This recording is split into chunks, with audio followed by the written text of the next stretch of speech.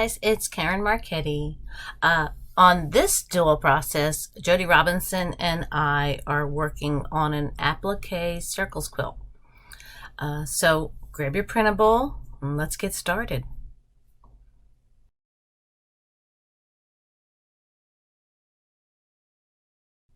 Hi guys, it's Karen.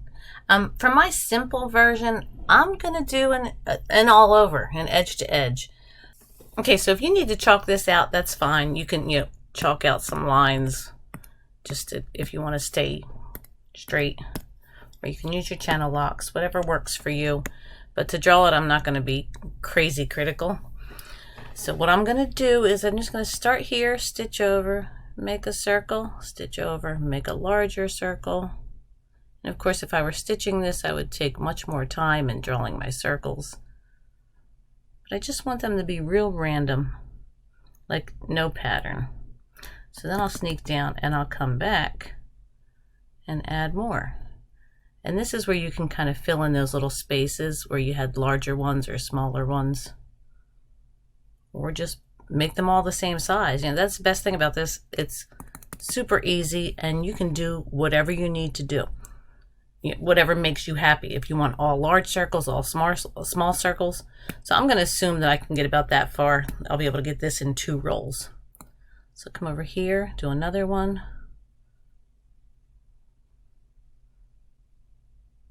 And just keep, adding those circles. Again, if you needed to chalk that line so it stays straight, because I can see I'm going downhill.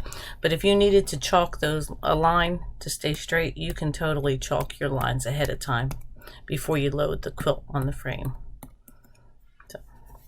So okay, where was I? Oh, down here. Can't talk and walk. Totally lose my train of thought. So anyway, we're just gonna keep adding these little lines and circles. Now that was a little close, but it's fine. As long as we're not bumping into the other one, it's fine.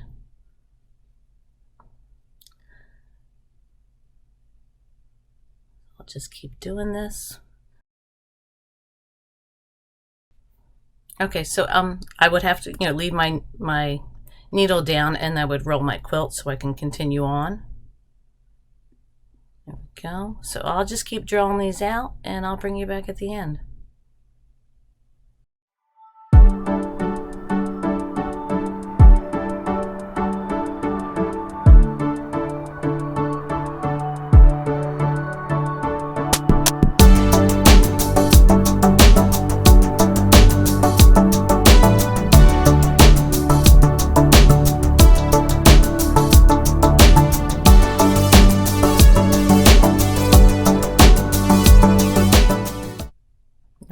Last circle. So there it is. This goes really fast. And well, I shouldn't say super fast. If you're not real proficient yet in making circles, you can use a template. That'll slow you down a little bit. And again, if you wanted to mark your lines ahead of time, let me change the color of the pen. You could totally chalk your lines ahead. Here, let me erase this. There we go. You can totally chalk your lines ahead of time.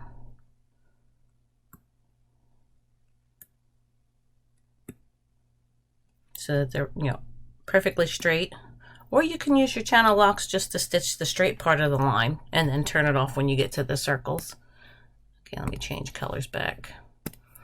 So if you were using your channel locks, you would stitch over, turn your channel lock off, make your circle, stitch over, make your circle. So you'd be turning them on and off, on and off, on, off. But that would keep your lines perfectly straight. Or if you just want to follow those chalk lines and use a ruler, you'd stitch over with a ruler. And then you would put your circle ruler, whichever you're using, put that down to get a perfect circle, stitch over with a ruler. So there's many ways to do the same thing. If you go left and right a lot, you get really good at it. Because it is, a long arm is a track system. So as long as you're going left or right or forward, backward, those wheels are following the track. So as long as you don't think and move your arms too much, you're going to stay pretty much straight. Okay. So anyway, that was the simple version. I'll see you back here in a little bit for the more complex.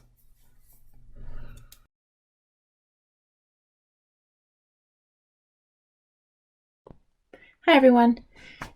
For my simple quilting plan for the Applique Circles quilt, I've decided to go with something that kind of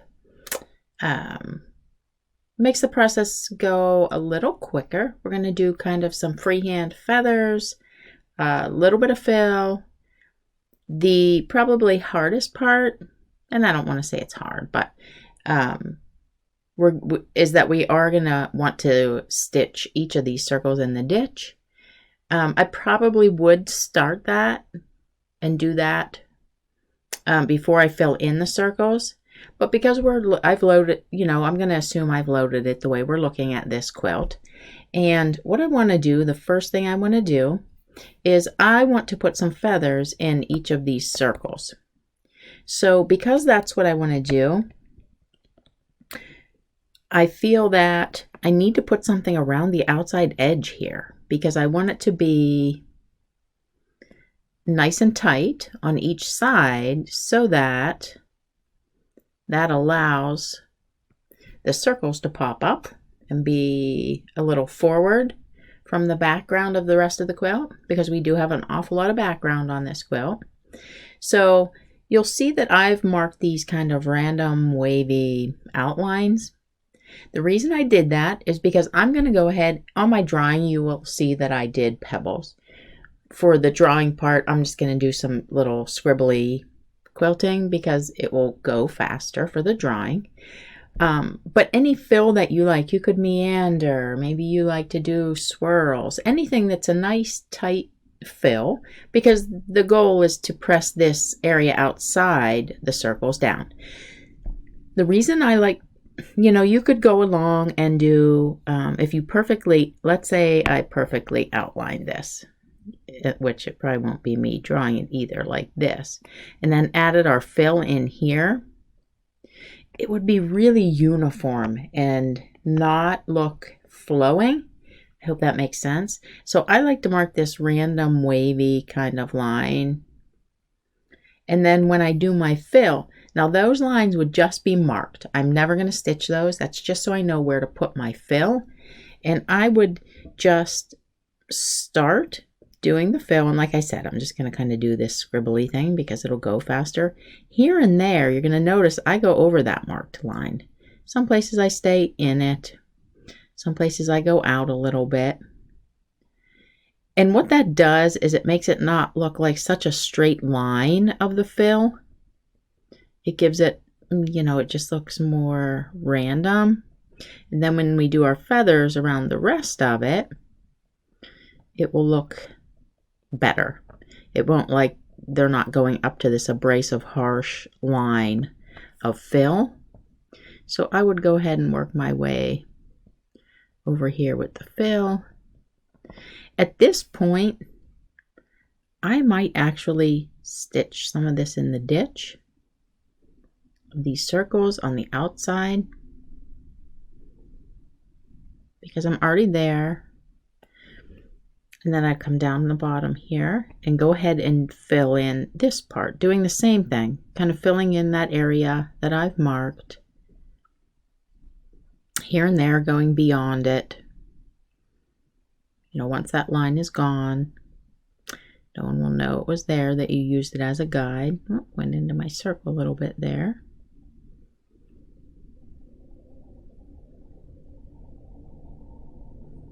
It just gives it a less harsh line, I think. I do it this way. So just continue until I have this all filled. And then I'm going to go ahead and do the same thing and do the stitch in the ditch as I go back. But this time, because you're going to need to use a ruler or probably a circle template. So I would line my template up and I would actually stitch up here and then back so that I could continue. And same thing here. Or depending on how dense your background fill is, you could travel through this, add just a little more stitching, do this side. You could do the same thing here.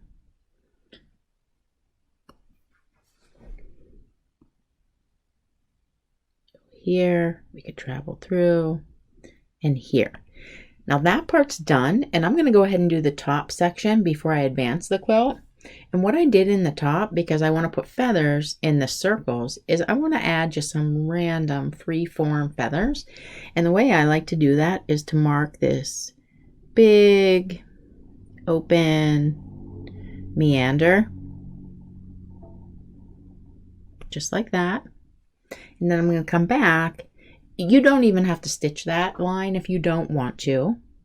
I generally don't. I like to mark that and then just stitch with back and forth feathers, meaning I'm going to go from each one side to the next, like this. And I do want to make sure I get down here to fill that all in. And I'm just going to work my way across until I fill in this whole area. And I like doing it this way because it really makes a lot of movement in your feathers, and it fills pretty fast, this big area we had. And I just keep going until I have this totally full.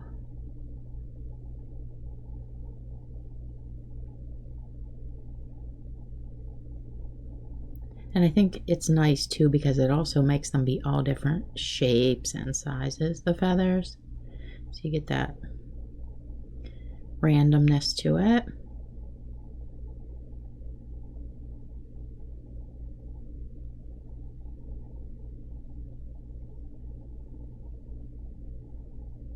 And get one up in there.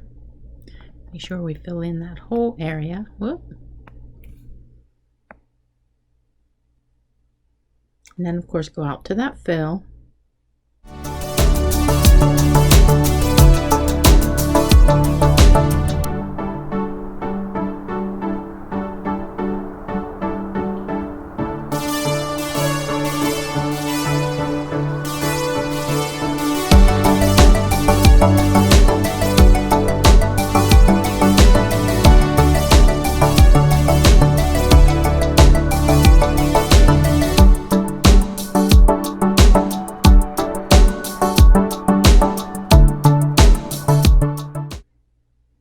And that brings us to the end of that top section. So you can see that's nicely filled in. We have the difference between that, and then we have the tighter density with the fill.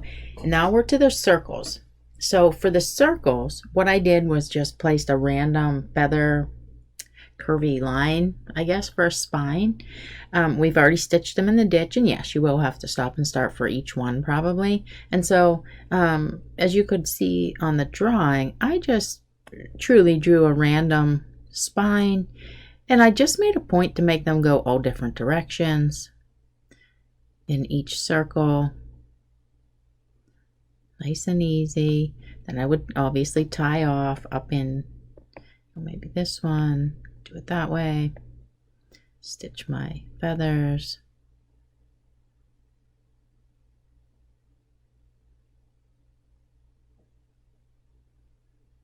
And then for the bigger one, you have a little more space, so you could make a little bit bigger spine. And we're just stitching these to fill in all the way to the outside edge of that circle.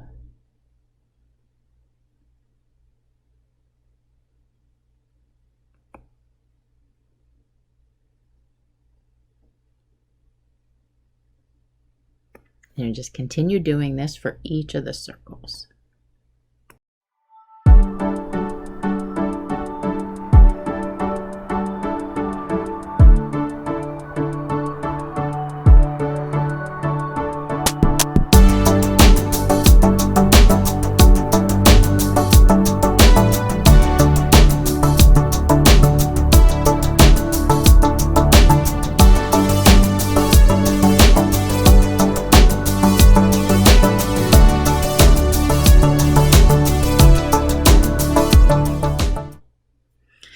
Okay, now that we finished all the circles, so now you can see, so the feathers on the top and the feathers within the circles are basically the same density, so it works really well with that fill to break those areas up. And then on the bottom, we're going to do the exact same thing as the top, It's just going to be a little less curvy because it's a much smaller space. And I'll do the same thing. I'm just going to simply add my feathers on both sides of this spine, just like I did on the top.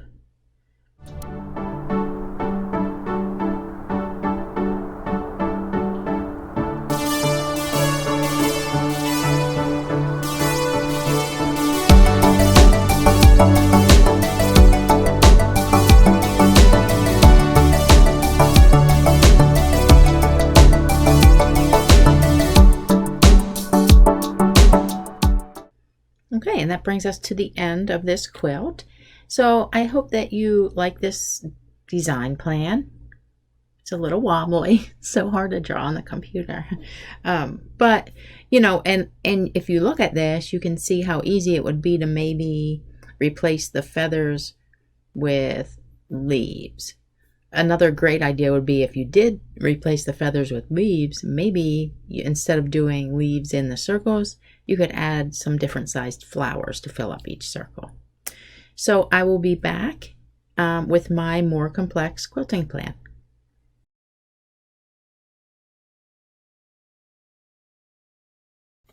Hey guys, it's Karen. Back for the more complex version. So on this one, I would definitely base this quilt. I based all my quilts, but I would definitely base this one because I want to actually ditch all of the circles first. And you can ditch to wherever you need to. I'm going to do all my back tracks on the way back. That just works for me. But if you need to ditch each one as you're coming to it, that's fine. Again, whatever works for you is the right way. And I would have ditched that much better in real life. Backtrack along there. So then after I ditch those circles, I want to create an echo around them. So I would just echo these. Again, using, you can use a straight edge ruler to do a curve. You just have to shimmy the ruler. So I'd echo those. And this part's the fun part for me, filling all of these with whatever I want to fill them with. And I think I have, like, in my drawing, I have maybe 4 different options. So the first one, I'm just going to create an echo and put some pebbles in there.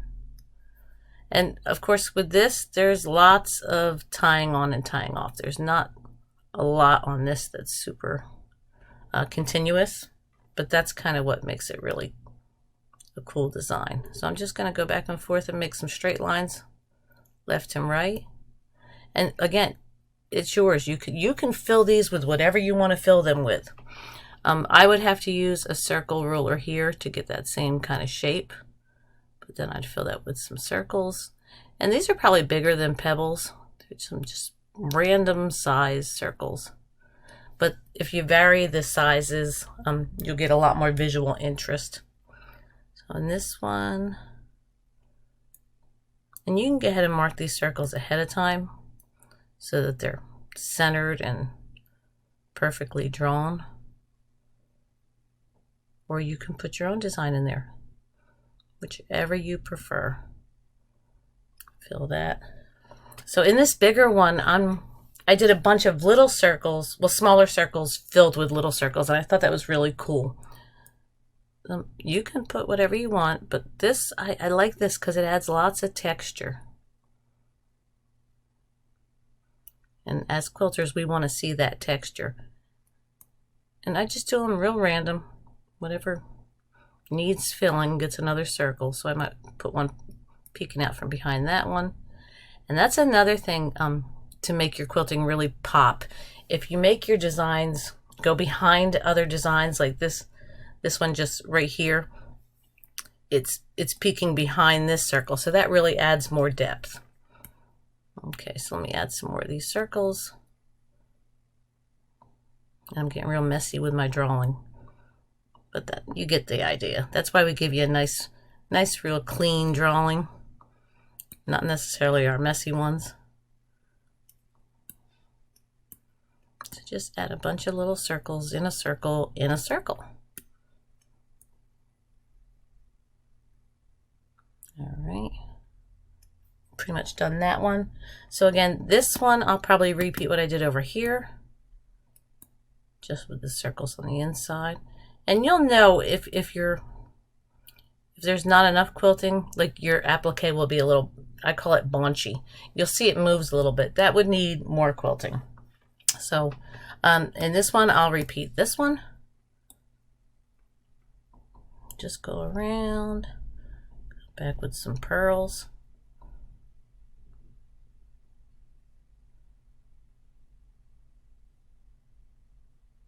Almost done. Almost done this section, and then we're going to actually, I'm rushing ahead here on you, but we're going to actually create some ghosted quilting. We're going to simulate this applique into the quilting design. So we'll do that in a second. We'll just add those straight lines there.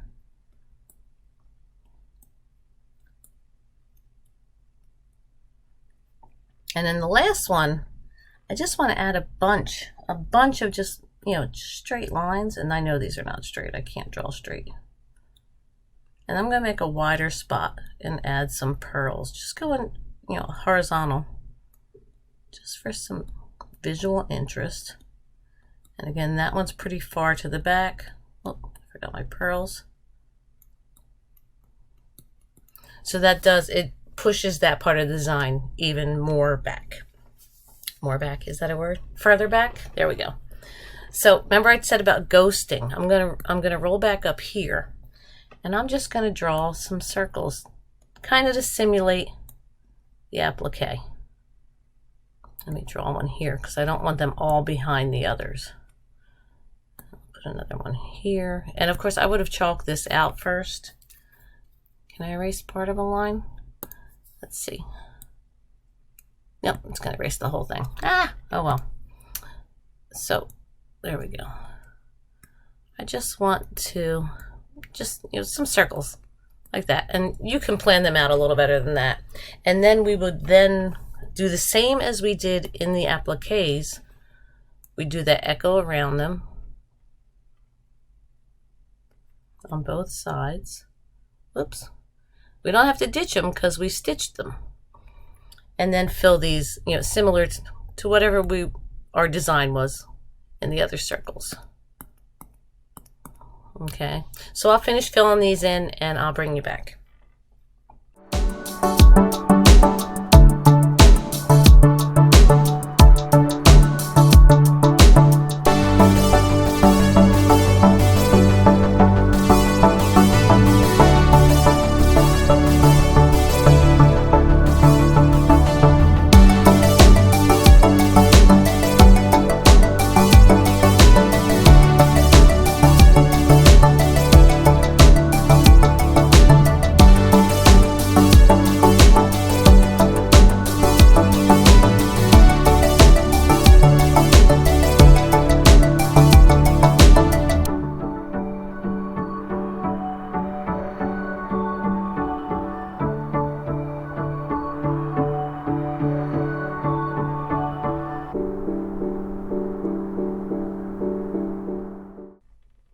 Okay, so now we've done that, and yours will look similar, different, however you want it to look.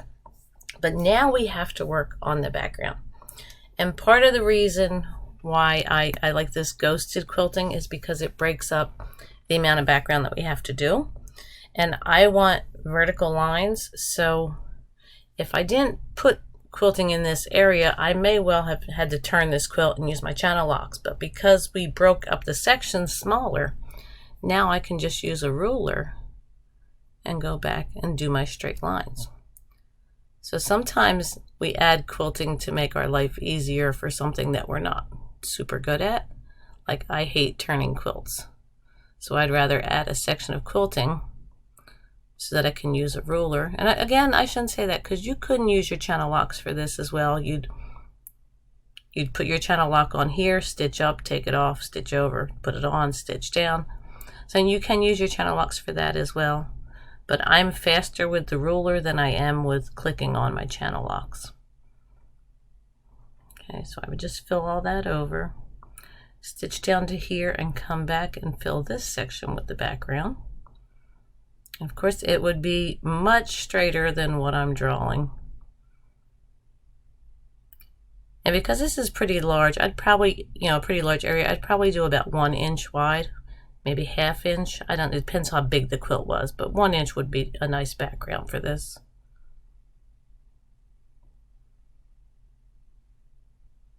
Maybe less, depending on how poofy the appliques got. And that's all personal preference. This is just the basic design. You can add whatever you'd like. So I'll finish these lines out. Oh, I should say, then we would roll down, roll down for the bottom part of the quilt.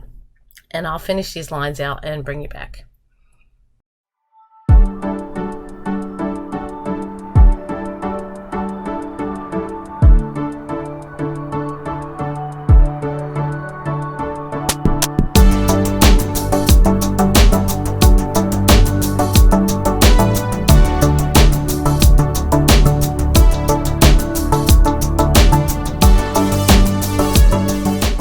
Okay, so there it is. That's my more complex design. And like on the levels of complex, this is a little on the higher side. Tons of ruler work, a little bit of pre-marking. So, I mean, you don't have to do it this crazy. If you want to, you can. Let me get rid of these. If you want to do something super simple and just stitch these, and then do horizontal lines in all of these. Just something to break it up to make your applique different from your background. So I hope you enjoyed it.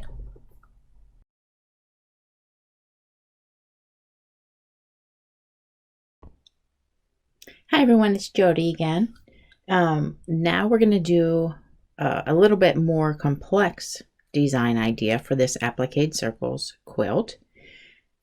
And as you look at this quilt, you can see I've gone ahead and marked some things in because these are the things that I would have marked.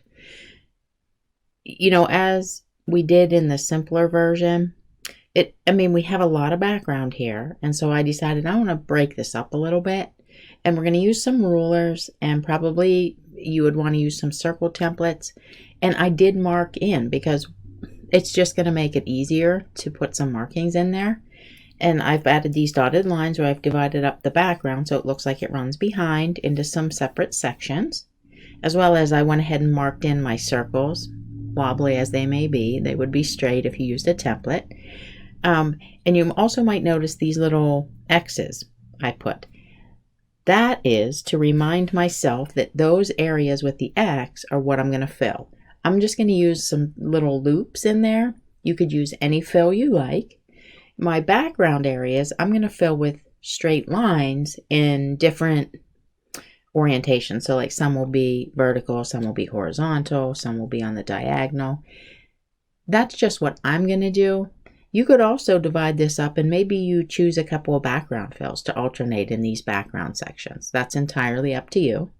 So the first thing I would do, just like in the simple version, I probably would go ahead and do the stitch in a ditch around these circles. And I would try to do it somewhat continuously. I would travel across here, get these stitched in the ditch, down the edge, and then I'd come back. And like I did on the simple version, I would use my template and I would go up and back so I could continue on. Same thing here. This one I can just repeat there. Up and back, up and back. And that takes care of that. So then I would just go ahead and start at the top, and I would stitch in the lines, the dividing lines. So I would go ahead and stitch this line in, and then on this section I just did straight lines, vertical lines. The spacing is entirely up to you.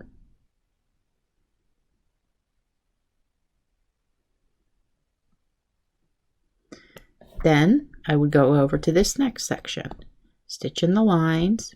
On this one I did a diagonal.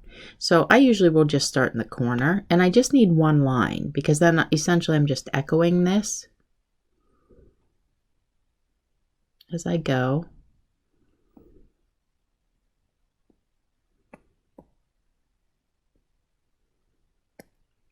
tie off. Go ahead and stitch this next section. And this one I did vertical as well.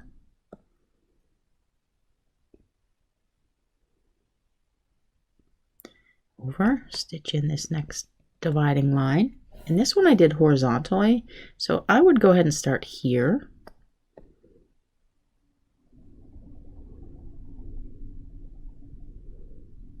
And because I'd be using a ruler, these would stay nice and straight. And then we don't need to stitch the edge line because that's the edge of the quilt. And then this one I also did on a diagonal, so I would really do one that way. Go ahead and do this top little section and then pick up with the rest of these.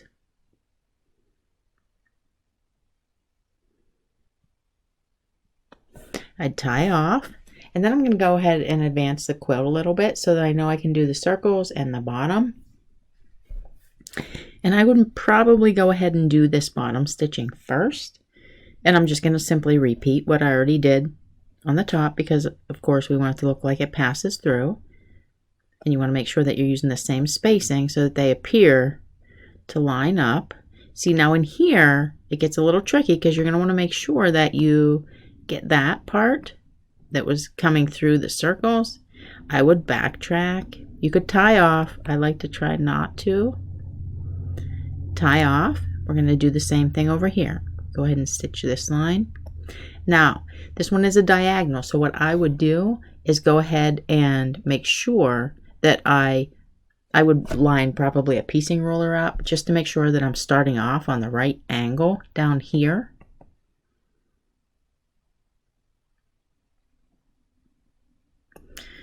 Next section, and repeat what you did on the top. This next section, and this one's horizontal. I would backtrack down here and start at the bottom because you're going to have those partial lines up here. Tie off, and then do this last corner again, making sure that you have the right angle. You don't want them to be on a different angle on the bottom section. And then I'm going to move into these circles. I've already marked the circles, so that's nice. I'm going to grab a circle template. You could also do it with just a curved ruler. And I would stitch these. I mean, you know, you are going to have to start and stop for every line, every circle. So I would stitch this. And because I know I'm filling, because I have the little X there, I'm going to go up here, go ahead and stitch that one, and then whoop, fill in the rest. Move to the next one. I would stitch this circle, use my fill to get in and stitch this one, and then finish my fill. Same thing here. Stitch my circle, do the fill, stitch this circle, well, finish that. And then I will need to tie off, stitch the center circle, and fill it. And I'll just continue with these last few circles doing the same thing.